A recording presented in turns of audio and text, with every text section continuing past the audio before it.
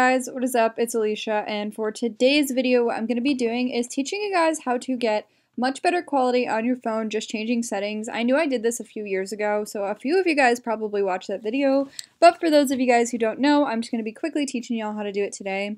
So the first thing you're going to want to do is open up settings on your iPhone and then scroll down until you get to the option that says camera, which is right here.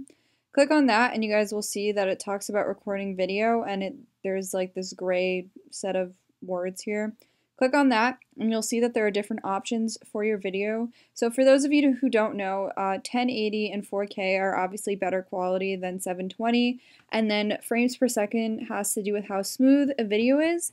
So if you're looking to save space, you're going to want to go with this first option, but if you want something that's more crisp, you can go with these three options, except the one with 60 frames per second is going to make it a lot smoother, but these do take up a lot more space. But they are higher quality, so if you do have a lot of space in your phone, you should go ahead and change it to that. So when you record video, it looks super nice and crisp on your channel. But this works for your back camera, keep in mind. So I hope you guys enjoyed this video and that it helps.